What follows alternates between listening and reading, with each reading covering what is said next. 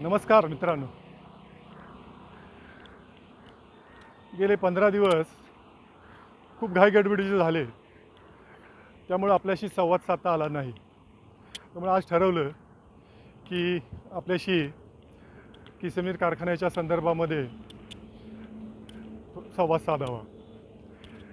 या निमित्तानं माझ्या मनात जे आहे ते मी आपल्याशी आज व्यक्त होणार आहे. मित्रांनो, गेले 15 दिवसामध्ये साधारण 5 तारखेपासून ते 15 तारखेपर्यंत बऱ्याचशा घडामोडी घडलेल्या आहेत. या घडामोडी घडल्यानंतर मी बऱ्याचशा गोष्टी सोशल मीडियावर टाकलेल्या आहेत, प्रेसवर आलेल्या आहेत, प्रेस वर्तमानपत्रामध्ये आलेल्या आहेत आणि बऱ्याचशा गोष्टीमध्ये लोकांपर्यंत माझ्या पोचलेल्या आहेत. मला त्यातून जाणवलं की लोकांना प्रवीण बाबर या व्यक्तीबद्दल प्रश्न आहेत. प्रवीण बाबर ही व्यक्ती कोण आहे, ती कुठून आली, ती काय करते,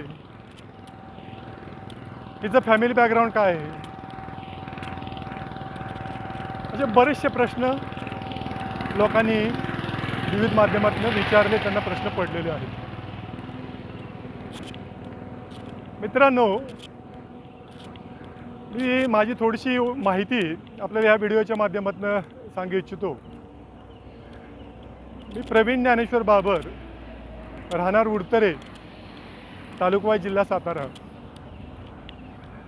माझं 1ली ते 10वीपर्यंतचं शिक्षण हे नॅशनल रिअर कॉर्पोरेशन मोहने कल्याण इथे झालं. माझे वडील नॅशनल रिअर कॉर्पोरेशन या गिरणीमध्ये नोकरीला होते. मला अभिमान आहे की मी एका गिरणी कामगाराचा मुलगा आहे. 10वी नंतर माझ्या वडिलांनी व्हॉलंटरी रिटायरमेंट घेतली आणि आम्ही गावाला आलो. गावाला आल्यानंतर माझं 11वी 12वीचं शिक्षण हे राजेंद्र विद्यालय खंडाळा इथं झालं. खंडाळामध्ये 2 वर्ष खूप चांगल्या पद्धतीनं राहिलो. आदरणीय शंकरराव गाडवे सर, त्यांच्या सुविद्य पत्नी आणि खूप खूप खूप आम्हाला चांगलं मार्गदर्शन केलं. माडेकर सर होते, पत्की सर होते, साळुंके सर होते. त्यांनी फार मेहनत घेतली आमच्यावर. त्यामुळं 12वीला चांगले मार्क पडले आणि मी त्यानंतर कॉलेज ऑफ ॲग्रिकल्चर कोल्हापूर येथे BSc ॲग्रीचं शिक्षण घेण्यासाठी 4 वर्षासाठी गेलो. कोल्हापूरला सुद्धा 4 वर्ष ॲग्रिकल्चर कॉलेजच्या कॅम्पसमध्ये अत्यंत चांगल्या पद्धतीने गेली. खूप काही तिथे शिकायला मिळालं. खूप मित्रपरिवार जोडला गेला. ॲडजस्टमेंट कशी करायची, एकमेकांना कसं सांभाळून घ्यायचं, संघटन कसं करायचं, मित्र कसे जोडायचे, या गोष्टी मी कॉलेजमध्ये शिकलो. घरची परिस्थिती फार अशी काय उत्कृष्ट नव्हती, परंतु खाऊन पिऊन सुखी असलेलं आमचं कुटुंब.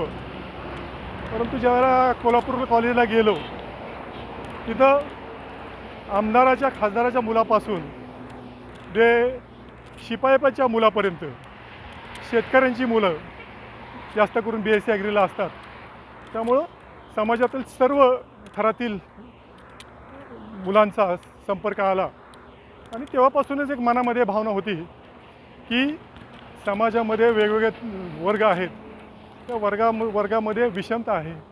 त्या विषमतेसाठी, त्या वर्गासाठी आपल्याला पुढच्या काळामध्ये शक्य झालं तर काम करायचं. मी BSc ॲग्री झालो. कोल्हापूरवरून मी पुन्हा सातारला आलो आणि माझा मोठा भाऊ, म्हणजे माझे कौटुंबिक पार्श्वभूमी सांगतो की माझा मोठा भाऊ प्रमोद बाबर हे, मी ज्यावेळेला कोल्हापूरवरून सातारला आलो त्यावेळेला ते नुकतेच MPSCमधून PSIची परीक्षा पास झाले होते. तेव्हा मीही स्पर्धा परीक्षांची तयारी त्याच्या मागोमाग करायला लागलो मित्रांच्या बरोबर. राम धनवडेसारखे चांगले मित्र माझ्यावर अभ्यासाला होते. 2-4 वर्ष अभ्यास केला. माझं PSIचं सिलेक्शन 3 मार्काने गेलं, दुसऱ्या वेळेला 7 मार्काने गेलं आणि तहसीलदारचं सिलेक्शन फक्त 1 मार्काने गेलं.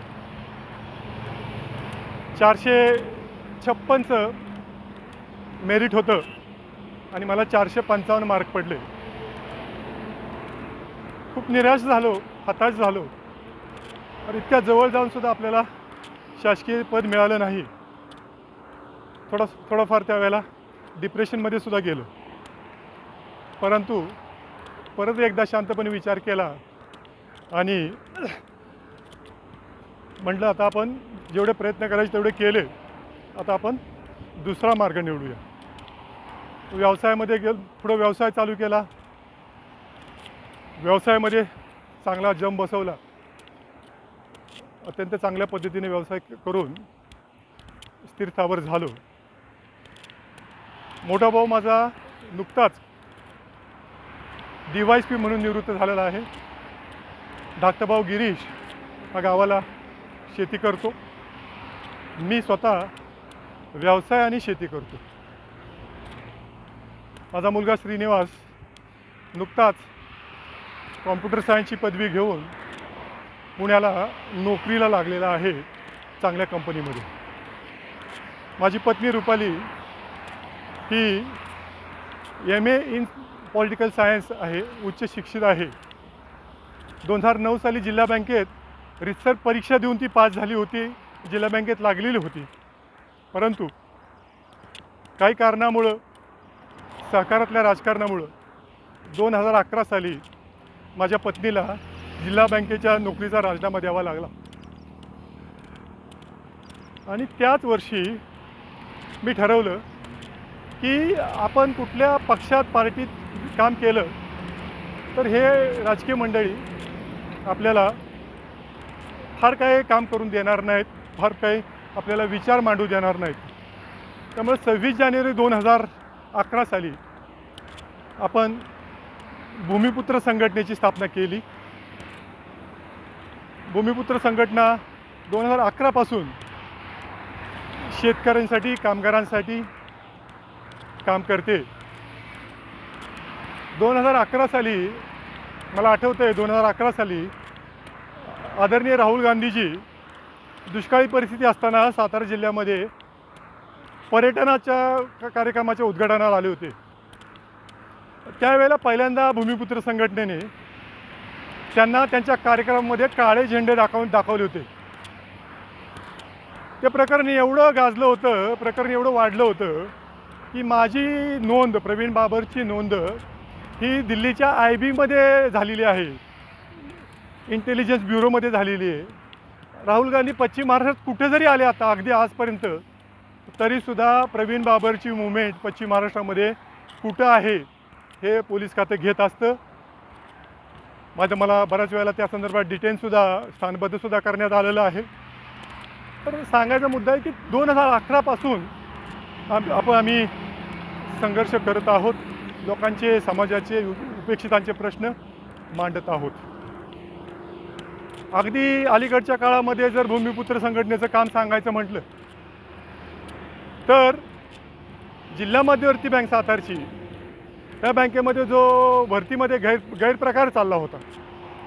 गैरप्रकार म्हणजे काय की तुझी 4, माझे 5, संचालकांचे 4, चेअरमनचे 10, व्हाईस चेअरमनचे 8, अशा जागा वाटून घेतल्या जातात आणि जी कंपनी ही सगळं काम करते त्याला ही सगळी नावं दिली जातात आणि ती नावं, ती मुलं लेखी परीक्षेत पण पास केली जातात, इंटरव्ह्यूमध्ये पण पास केली जातात आणि फायनलला त्या संचालकांनी जी नावं दिलेली आहेत तीच मुलं जिल्हा बँकेमध्ये नोकरीला लागतात.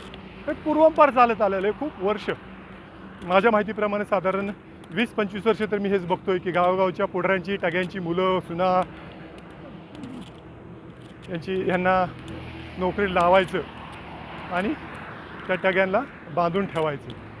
खूप दिवस आम्ही पण बघत असाल, सगळेजण आपण बघतो. परंतु आपल्या भूमिपुत्र संघटनेनं गेले 1.5 वर्ष ह्या सगळ्या विषयावर काम केलं. कशा पद्धतीनं ही भरतीची प्रक्रिया चालते, कशा पद्धतीनं सगळे गैरव्यवहार केले जातात याचा सगळा अभ्यास केला. खूप काही त्याच्यावर काम केलं. काही समविचारी मित्रांची ह्याच्यामध्ये मदत घेतली. यात मला सांगायला आनंद वाटेल की कनेरखेडच्या महाजी शिंदे सामाजिक संस्थेचे आमचे मित्र किशोर शिंदे यांची फार मोठी मदत झाली.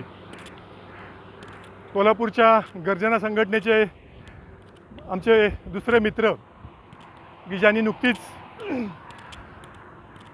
कोल्हापूरच्या गोकुळ दूध संस्थेमध्ये प्रशासकीय राजवट आणली, ते आमचे मित्र प्रकाश बेलवडे यांची या सगळ्या प्रक्रियेमध्ये फार मोठी मदत झाली. आणि सगळ्या समविचारी मित्रांनी एकत्र येऊन अभ्यास करून 1.5 वर्ष शासनाशी पत्रव्यवहार करून राज्य शासनाकडं जी भरती करणारी कंपनी आहे वर्कवेल इन्फोटेक प्रायव्हेट लिमिटेड, या कंपनीच्या कामकाजाबद्दल तक्रार करून तिची चौकशी लावली गेली राज्य शासनाकडून. आणि राज्य शासनाच्या चौकशीमध्ये वर्कवेल इन्फोटेक प्रायव्हेट लिमिटेड ही कंपनी ही चुकीचं काम करते, बेकायदा काम करते हे सिद्ध झालं. आणि महाराष्ट्रातल्या 7 जिल्हा मध्यवर्ती बँकेतलं वर्कवेल इन्फोटेक प्रायव्हेट लिमिटेडचं काम थांबवण्यात आलं. हा आमचा पहिला विजय होता. परंतु तेवढ्यावर काम थांबणारं नव्हतं. सातारच्या जिल्हा मध्यवर्ती भरती काही थांबलेली नव्हती. त्यामुळं समविचारी मित्रांना बरोबर घेऊन आम्ही नागपूरच्या खंडपीठात जाऊन सातारा जिल्हा मध्यवर्ती बँकेच्या भरती प्रक्रियेला रद्द करण्याचा आम्ही रीट अर्ज दाखल केला.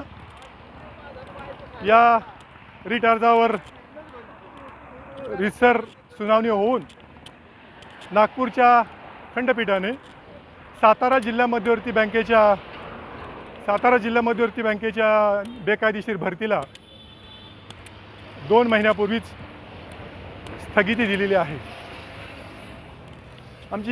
खरं तर आमची मागणी ही भरती प्रक्रिया रद्द करावी अशी होती, परंतु नागपूर खंडपीठानं पहिल्या प्रक्रियामध्ये भरती प्रक्रियेला स्टे दिलेला आहे. पुढच्या याच्यावर आमचं संपूर्ण प्रक्रियेवर लक्ष आहे. मला निश्चित खात्री आहे की पुढच्या काळामध्ये ही सातारा जिल्हा मध्यवर्ती बँकेची भरती रद्द होईल आणि पुन्हा एकदा नवीन प्रक्रिया राबवली जाईल. नवीन प्रक्रियामध्ये आमच्यासाठी काय फायद्याचं आहे तर महाराष्ट्र शासनाने देवेंद्र फडणवीस सरकारने एक 6 महिन्यापूर्वी एक नवीन शासन निर्णय आणला आहे की ज्याच्यामध्ये असं म्हटलेलं आहे की सहकारी बँका याच्यामधल्या भरत्या इथून पुढच्या काळामध्ये फक्त TCS, विप्रो आणि MKCL या जागतिक दर्जाच्या ज्या कंपन्या आहेत, या कंपन्या राज्य शासनाच्या भरती करतात.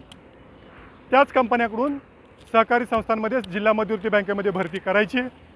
त्यामुळं एकदा हा निर्णय झाला, ही भरती प्रक्रिया कॅन्सल झाली, नवीन भरती प्रक्रिया चालू झाली, तर या संचालकांच्या कोट्याचा विषय संपून जाईल. प्रामाणिकपणे अभ्यास करणारी मुलं, गोरगरिबांची मुलं, कोळ्यांची, माळ्यांची, साड्यांची, तेल्यांची, बौद्धांची मुलं जिल्हा मध्यवर्ती बँकेत नोकरीला लागू शकतील. यासाठी हा भूमिपुत्र संघटनेने केलेला प्रयत्न आहे. या प्रयत्नातला पहिला टप्पा यशस्वी, स्थगितीच्या माध्यमातून पहिला टप्पा यशस्वी झालेला आहे. दुसऱ्या टप्प्यावर आमचं भरती रद्द करण्याच्या दुसऱ्या टप्प्यावर सुद्धा आमचं लक्ष आहे. तेही नक्कीच आम्ही साध्य करू. आता विषय घेऊ आपण किसनवीर सहकारी साखर कारखान्याचा, त्याच्या गैरकारभाराचा, त्याच्या घोटाळ्याचा. बरेचसे मित्र मला विचारत आहेत, प्रवीण बाबर तुम्ही ह्याच्या अगोदर तुमचं कार्य काय आहे, तुम्ही कुठं होता, तुम्ही अचानक कसे उगवलात, असे बरेचसे प्रश्न मला सोशल मीडियाच्या माध्यमातून विचारले जात आहेत. मित्रांनो, आपल्या माहितीसाठी सांगतो की मी 2000 ते 2005पर्यंत वाई तालुक्यातील उडतरे गावचा सरपंच म्हणून काम केलेलं आहे. निवडून आलेला सरपंच म्हणून काम केलेलं आहे. 2003 ते 2008 किसनवीर सहकारी साखर कारखान्याचा निवडून आलेला संचालक म्हणून अत्यंत प्रभावीरित्या काम केलेलं आहे. त्यामुळं मला प्रशासन कसं चालतं, शासकीय कामकाज कसं चालतं, सहकारी साखर कारखान्यामध्ये काम कसं चालतं, कुठल्या कुठल्या चांगल्या गोष्टी घडतात, कुठल्या कुठल्या चुकीच्या गोष्टी घडतात, चेअरमनचा या सगळ्यामध्ये रोल काय असतो, MDचा ह्याच्यामध्ये रोल काय असतो, ह्या गोष्टी मी अत्यंत बारकाईने जवळून बघितलेल्या आहेत. मित्रांनो, आपण मला विचारलं की आपण अचानक कसे उगवलात. थोडंसं माझी पार्श्वभूमी तुम्हाला सांगतो. मी किसनवीर कारखान्याचा संचालक असताना, निवडून आलेला संचालक असताना, महाराष्ट्रामधील ही एकमेव आणि पहिली केस आहे की ज्या वेळेला मदन भोसले यांच्या संचालक मंडळामध्ये मी होतो, ज्या वेळेला मदन भोसले चुकीचं काम करायला लागले, गैरकारभार करायला लागले, त्यावेळेला 2007 साली वाईच्या तहसीलदार कचेरीसमोर 9 दिवस फक्त पाणी घेऊन उपोषण करणारा हा प्रवीण बाबर आहे.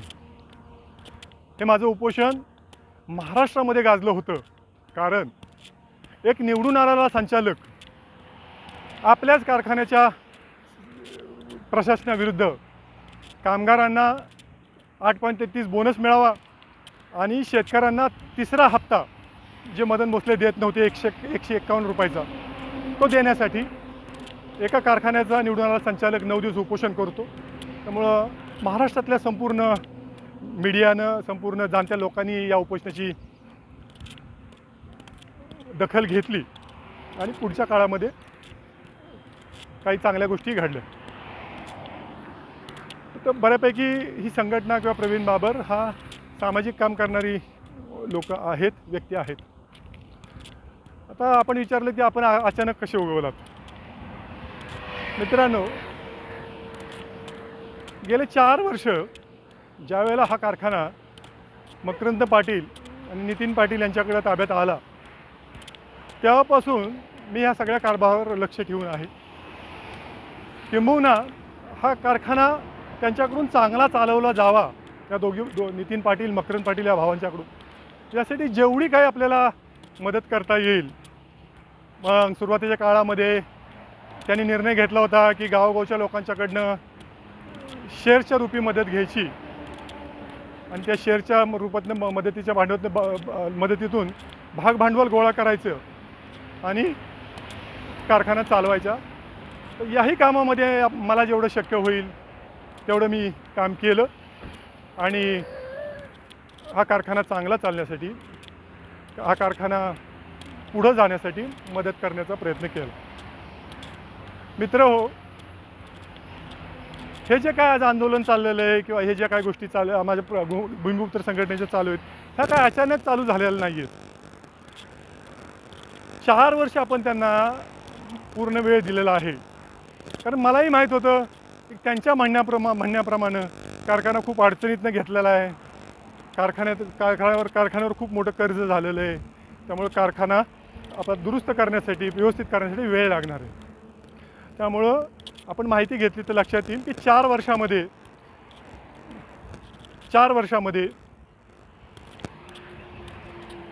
वर्षामध्ये आपण भूमिपुत्र संघटने किंवा प्रवीण बाबरने एकही शब्द कधी ह्यांच्या कारभाराविरुद्ध, ह्यांच्या कामकाजाविरुद्ध उद्गारलेला नाही किंवा उच्चार केलेला नाही.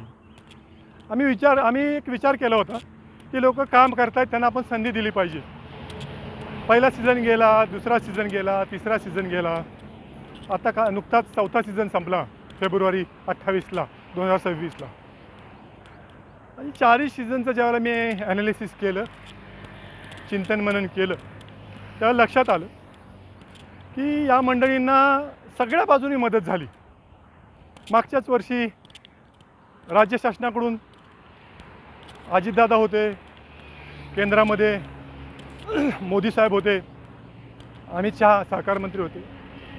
या सगळ्यांच्या माध्यमातून NCDCच्या माध्यमातून 467 कोटी रुपयाची मदत किसनवीर कारखान्याला मिळाली. तुमच्या माझ्यासारख्या सभासद शेतकऱ्यांनी हा कारखाना चांगला चालावा, त्याला भागभांडवल मिळावं, त्यासाठी 43 कोटी रुपये आपण एकत्र करून त्यांच्याकडे दिले. तसंच प्रतापगडचा कारखाना जो किसनवीर चालवत होता, तो कारखाना ज्यावेळेला आपण चालवायचा सोडून दिला, परत केला त्यांच्याकडं, त्यावेळेला प्रतापगडकडून आपल्याला किसनवीरला 68 कोटी रुपये मिळाले. या सगळ्याची बेरीज केली तर असं लक्षात येतं की जवळजवळ 578 कोटी रुपये या संचालक मंडळाकडं मागच्या वर्षापर्यंत, कालच्या तारखेपर्यंत आले. की सर्वसामान्य माणसाला असं वाटणार की अरे एवढे पैसे आलेत म्हणल्यावर आता कामकाज चांगलं व्हायला काय हरकत नाही आहे. किंबहुना हा जो कालचा गळीत हंगाम संपला, त्या गळीत हंगामात किसनवीरला आणि खंडाळा कारखान्याला दोन्ही ठिकाणी सभासदांनी, शेतकऱ्यांनी मोठ्या प्रमाणावर ऊस दिला. मागच्या सीझनमध्ये किसनवीरचं गळीत जवळपास 4.5 लाख मेट्रिक टन झालेलं आहे. खंडाळ्याचं साधारण 2 ते 2.5 लाख मेट्रिक टन झालेलं आहे. म्हणजे लोकांनी विश्वासाने ह्यांना ऊस दिला की बाबा काय नाही, त्यांच्याकडे पैसे आलेले आहेत, आपण ऊस द्यावा. ते लोक आपल्याला महिन्या पंधरवड्यामध्ये आपल्याला गाड्याला ऊसाचे पैसे देतील आणि त्यातून आपण आपले जे प्रश्न आहेत ते आपण सोडवू, अशा माध्यमातून लोकांनी ऊस दिला. परंतु मी मित्रांनो सांगतो, मी कारखान्याचा हंगाम संपतोपर्यंत 28 फेब्रुवारी 2026पर्यंत मी शांतपणे ह्या सगळ्या गोष्टी बघत होतो की काहीतरी हे लोक करतील आणि लोकांचे पैसे देतील. परंतु 28 फेब्रुवारीपर्यंत काही झालं नाही. आणि त्यानंतर मग मी स्वतः कारखान्याच्या प्रशासनाशी एकूण 3 वेळा मी आत्तापर्यंत कारखान्याच्या कार्यस्थळावर गेलो. कारखान्याचे व्हाईस चेअरमन प्रमोद शिंदे आणि खाते प्रमुख यांच्याबरोबर माझी पहिली मीटिंग झाली, ती जवळपास 4.5 तासाची मीटिंग झाली. 4.5 तासामध्ये त्यांचे प्रश्न आम्ही समजून घेतले, त्यांच्या अडचणी समजून घेतल्या, ते काय करू इच्छितात ते माहिती घेतली. आमचे शेतकऱ्यांचे जे प्रश्न आहेत, कामगारांचे प्रश्न आहेत, ते आम्ही त्यांना सांगितले. आणि त्यांना एवढंही सांगितलं की बाबांनो, हा कारखाना किसनवीर आबाने उभा केलेला आहे, हा चांगला चालला पाहिजे, हीच आमची भावना आहे भूमिपुत्र संघटनेची. परंतु जो मुख्य त्यातला भागीदार आहे, ऊस देणारा शेतकरी आणि कामगार, हे दोघंही त्यातले हे सगळ्या याच्यामध्ये भरडले जात आहेत. तर कृपा करून शेतकऱ्यांची देणी आणि कामगारांची देणी आपण लवकरात लवकर द्यावी. त्याही मीटिंगमध्ये, पहिल्या मीटिंगमध्ये प्रमोद शिंदे आणि खातेप्रमुखांनी मला विनंती केली की प्रवीणांना, आम्ही ही देणी देण्याचा प्रयत्न करतो आहे, आपण थोडासा वेळ द्यावा. साहजिकच आम्ही त्यांना तोही अवधी दिला. त्यानंतरसुद्धा परत एकदा त्यांच्या विनंतीनुसार कारखान्याचे व्हाईस चेअरमन प्रमोद शिंदे आणि कारखान्याचे कार्यकारी संचालक जितेंद्र रणवरे साहेब यांच्याबरोबर 2.5 तासाची मीटिंग झाली. परत एकदा सगळं विचारांचं मंथन झालं. परत त्यांचे प्रश्न, आमचे प्रश्न, ह्या सगळ्या गोष्टी झाल्या.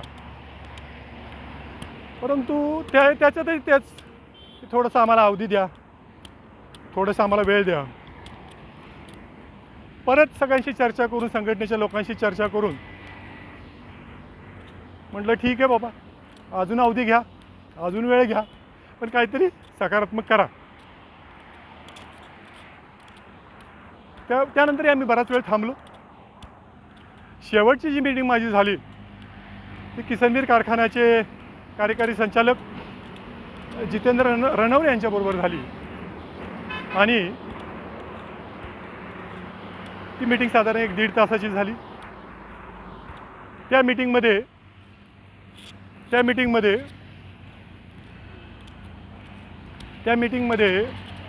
हे ठरलं की साहेब, आता ही तुमची जी काय तुम्ही मुदत मागताय, ही शेवटची मुदत तुम्ही मागताय. मी त्यांना विचारलं की तुम्हाला आता शेवटची मुदत किती पाहिजे. त्यांनी सांगितलं की प्रवीणांना आम्हाला 30 एप्रिलपर्यंतची मुदत द्या, आम्ही निश्चितच 30 एप्रिलपर्यंत काहीतरी मार्ग काढू आणि शेतकऱ्यांची आणि कामगारांची देणी देऊ. म्हटलं ठीक आहे, चला आता तुम्ही शेवटचं म्हणणं मांडताय, ठीक आहे, 30 एप्रिलपर्यंत थांबू. संघटनेचे सर्व कार्यकर्ते आणि मी स्वतः सगळ्यांशी चर्चा करून निर्णय घेतला. चला म्हटलं, आपण इतके दिवस थांबलो, आता 1 नोव्हेंबरपासून तर अजून एक 15-3 आठवडे थांबायला काय अडचण आहे. म्हणून आम्ही 30 एप्रिलपर्यंत थांबलो. वाटलं होतं काहीतरी पैसे शेतकऱ्यांच्या आणि कामगारांच्या अकाउंटवर येतील. पण दुर्दैवानं तोही त्यांचा वायदा फेल गेला.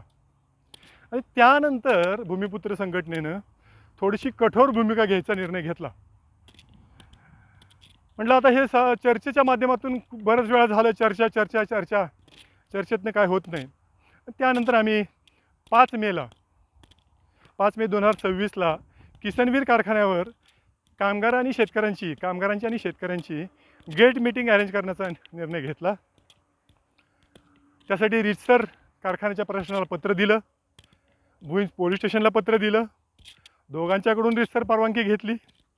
तशा प्रकारचे निरोप संपूर्ण कार्यक्षेत्रातल्या कामगारांना आणि शेतकऱ्यांना दिले. मी स्वतः व्हिडिओच्या माध्यमातून सगळ्यांना आवाहन केलं की आपण 5 तारखेला दुपारी 12 ते 2 वेळामध्ये कारखान्यावर यावं आणि आपण तिथे गेट मीटिंग घेतली, तिथे आपले प्रश्न मांडावेत. खूप लोकांनी, कार्यक्षेत्रात लोकांनी प्रतिसाद दिला आणि ती लोकं त्यावेळेला 5 तारखेला तिकडे कारखान्यात येण्याची त्यांनी तयारी केली. दुर्दैवाचा भाग काय की आम्ही शांततेच्या मार्गाने आम्ही गेट मीटिंग घ्यायचा आम्ही निर्णय घेतला होता. सगळ्या रितसर परवानग्या घेतल्या होत्या प्रशासनाच्या, पोलिसांच्या. वाईट इकडे एवढ्याच गोष्टीचं वाटतं की कारखान्याचे चेअरमन मकरंद पाटील यांनी ऐनवेळी पोलीस प्रशासनाला पुढं करून हे आमचं जे गेट मीटिंगचं आंदोलन होतं ते चिरडण्याचा प्रयत्न केला. मला त्या ठिकाणी स्थानबद्ध करण्यात आलं, अटक करण्यात आली.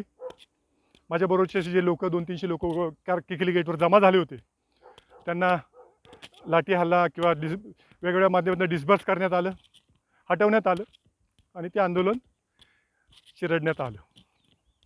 ही माझी पहिली अटक 5 मेला झाली.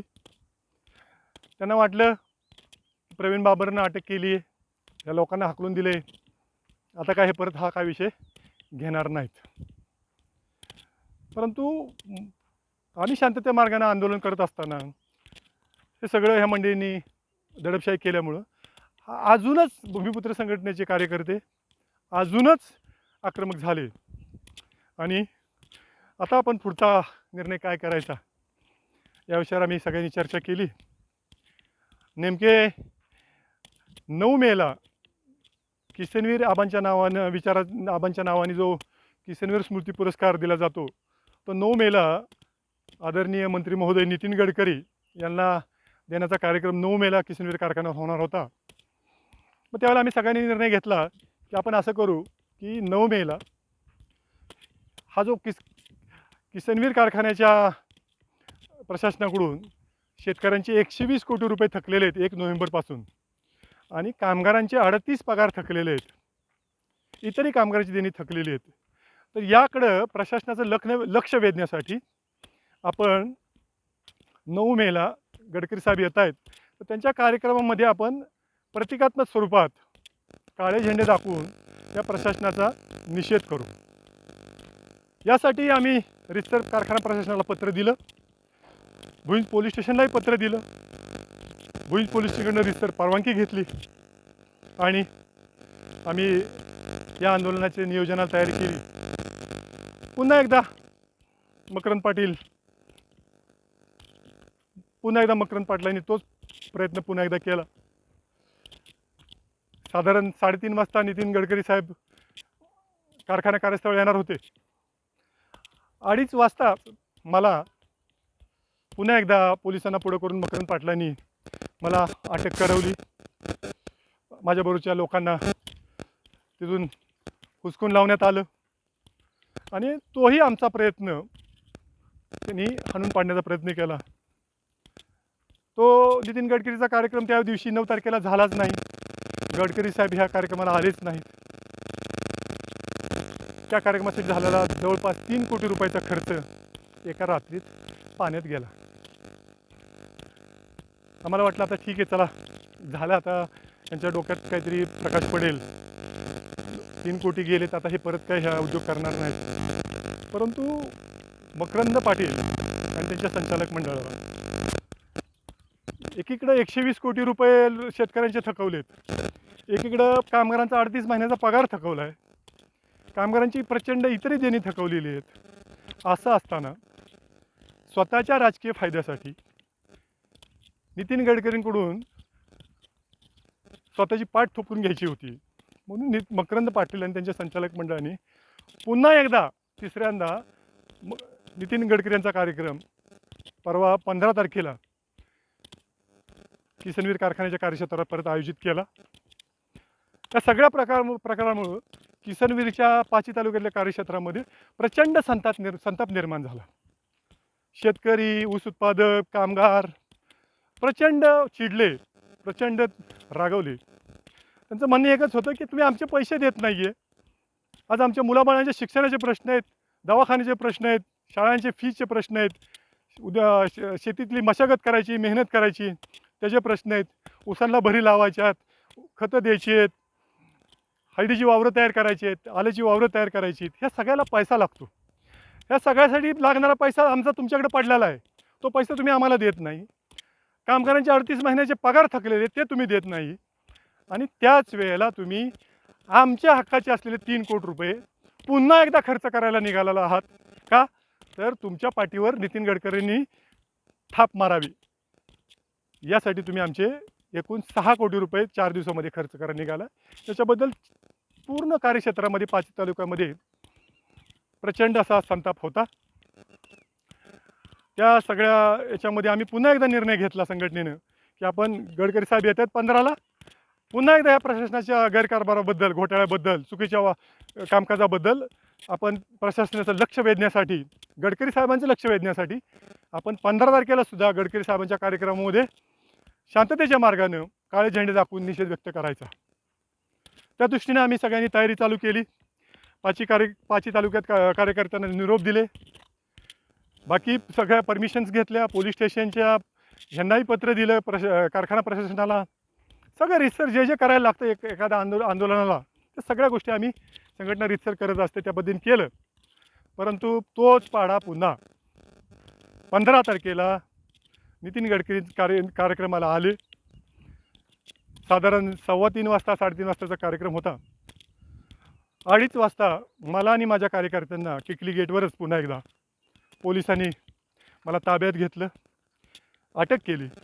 माझ्या बरोबरच्या कार्यकर्त्यांना कार्यकर्ते तिथून हटत नव्हते, त्यावेळेला त्यांच्यावर लाठी हल्ला केला, त्यांना डिटेन करण्याची धमकी दिली आणि त्यांना तिथून हुसकावून लावण्यात आलं. मला ताब्यात घेऊन भुईंज पोलीस स्टेशनला लॉकअपमध्ये ठेवण्यात आलं आणि अशा पद्धतीने त्यांनी तो मकरंद पाटलांनी हा शेतकऱ्यांचा जो शांततेच्या मार्गाने चालणारे जे आंदोलन आहे ते तिसऱ्यांदा दडपण्याचा प्रयत्न केला. माझ्या मनामध्ये ह्या संदर्भामध्ये 2-3 प्रश्न मित्रांनो उपस्थित झालेले आहेत. मला ह्या सगळ्या ह्याच्यामधून मला एक जाणवतं आहे की हे मंडळी वारंवार भूमिपुत्र संघटनेला आणि प्रवीण बाबरांना एवढं का दाबण्याचा प्रयत्न करत आहेत. प्रवीण बाबर असं कोण छोटं व्यक्ती आहे की त्याला 3-3 वेळा अटक करावी लागते, संघटनेच्या कार्यकर्त्यांना धरपकड करावी लागते त्यांची, 5 तालुक्यामध्ये पहाटेच त्यांना सगळ्यांना पकडलं जातं, प्रवीण बाबरला अटक केली जाते. हे का केलं जातं? मित्रांनो, मला सांगायचं आहे की प्रवीण बाबर भूमिपुत्र संघटना व्यवस्थेला प्रश्न विचारते, हे ह्या मंडळीला खटकते. ह्यांचा आत्तापर्यंतचा जो अवतार आहे किंवा त्यांचं जे संपूर्ण हे वागणं आहे हे सरंजामशाहीचं आहे. आम्हाला कोणी प्रश्न विचारायचे नाहीत. आम्ही ह्या मतदारसंघाचे, ह्या विभागाचे राजा आहोत. आम्ही जे करतोय ते बरोबर आहे, आम्ही जे करू ते बरोबरच असेल. त्यामुळं तुम्ही फक्त सगळ्या जनतेनं, सभासदांनी, कामगारांनी फक्त काय म्हणायचं, मम म्हणायचं, त्याच्या पलीकडे डोकं चालवायचं नाही. आणि मग हा कोण प्रवीण बाबर, ही कुठली भूमिपुत्र संघटना, ह्याच प्रश्न विचारायला लागले आम्हाला. सगळं आम्ही लग्न कार्य, मैती, गोंधळ, लग्न, असे कितीतरी आम्ही लोकांच्यासाठी आम्ही सतत उपलब्ध असतो. आम्ही विकासापेक्षा आम्ही ह्या कामामध्ये जास्त लक्ष देतो लोकांच्या. कुठलंही लग्न कार्य, मयत, गोंधळ, बारसं, सलूनचं उद्घाटन, ब्युटी पार्लरचं उद्घाटन, पानटपरीचं उद्घाटन, हे सुद्धा आम्ही सोडत नाही. इतक्या लोकांना आम्ही उपलब्ध आहे. आणि असं असताना हे कोण प्रवीण बाबर आलाय आणि आम्हाला प्रश्न विचारतोय, ही कुठली भूमिपुत्र संघटना आली आणि आम्हाला प्रश्न विचारते. हा ह्या मंडळींना प्रचंड राग आहे, रोष आहे. त्यामुळंच ही मंडळी ह्या आम्हाला, आपल्या भूमिपुत्र संघटनेला, तुम्हाला, आम्हाला दाबण्याचा प्रयत्न करत आहेत. मंडळी ठीक आहे, ते त्यांचं काम करतील, आपण आपलं काम करूया. मी परत एकदा तुम्हाला नम्रतापूर्वक सांगतो, जे कोण माझ्या फेसबुकच्या व्हिडिओखाली, पोस्टखाली जे पोस्ट करतात, त्याही मंडळींना मी नम्रपणे सांगू इच्छितो, मित्रांनो, की ह्या लोकशाही, भारतीय लोकशाहीमध्ये प्रत्येकाला प्रश्न मांडण्याचा अधिकार आहे. मला जेवढं समजतं तेवढे मी भूमिपुत्र संघटनेच्या माध्यमातून प्रश्न विचारतोय. आता तुम्ही म्हणता मकरंद पाटलांनाच का विचारताय? तर मकरंद पाटील ह्या किसनवीर कारखान्याचे चेअरमन आहेत आणि चेअरमन हा त्या कारखान्याचा मुख्य असतो. त्यामुळं आपण फक्त मकरंद पाटलांना मी प्रश्न विचारतोय. मकरंद पाटलांचं माझं काय बांधाला बांध नाही, मकरंद पाटलांचं माझं काय व्यक्तिगत भांडण नाही आहे. त्यांचे आणि त्यांच्या कुटुंबियाचे, नितीन काका असतील, मकरंद पाटील असतील, आदरणीय काकी असतील, मिलिंददादा असतील, या सगळ्या कुटुंबाचे माझे अत्यंत व्यक्तिगत चांगले संबंध आहेत. आम्ही एकमेकांचा कायमच आदर करत आलेलो आहोत. फक्त ते त्या पदावर आहेत म्हणून आम्ही आपली संघटना आणि प्रवीण बाबर त्यांना प्रश्न विचारतोय. त्यामुळे असा गैरसमज करून घेऊ नका की प्रवीण बाबर हा कुठल्या तरी विचाराने ह्यांना विरोध करतोय. दुसरं हेही सांगतो तुम्हाला की बरेच जण विचारतात की तुमची कुठली पार्टी आहे, तुम्हाला कोणी स्पॉन्सर केलं आहे. मित्रांनो, माझी पार्टी एकच आहे. मी कुठल्याही पक्षाशी संबंधित आज तरी नाही. माझी पार्टी एकच आहे. माझी पार्टी हा किसनवीर कारखान्याचा आणि सातारा जिल्ह्यातला ऊस उत्पादक शेतकरी, किसनवीर कारखान्याचा कामगार, जिल्ह्यातले सगळे कामगार, जिल्ह्यातले सगळे उपोषित वर्ग, ज्याचं कोणी नाही ना त्याची भूमिपुत्र संघटना, ज्याचा कोणाचा आवाज उठवला, ज्याचा कोणाचा आवाज तो स्वतः बोलू शकत नाही त्याची भूमिपुत्र संघटना, जे मनात आहे पण बोलता येत नाही लोकांना ते मांडणारी म्हणजे भूमिपुत्र संघटना. मित्रांनो, माझी कुठली पार्टी नाही, माझी पार्टी एकच, समाजातला शेवटचा घटक ही माझी पार्टी आहे. त्याच्यासाठी मी कालही झगडत होतो, कालही संघर्ष करत होतो, आजही संघर्ष करतोय आणि उद्याही ह्याच्यापेक्षा ताकदीनं, अधिक प्रखरतेनं मी संघर्ष करेन.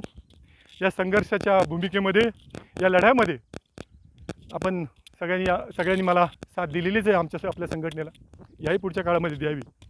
मला एक अजून तुम्हाला सांगायचं आहे की संघटित होण्याचा फायदा काय असतो. फक्त 2.5 महिने झाले आपण किसनवीर कारखान्यावर काम करतोय. किती? 2.5 महिने झाले फक्त.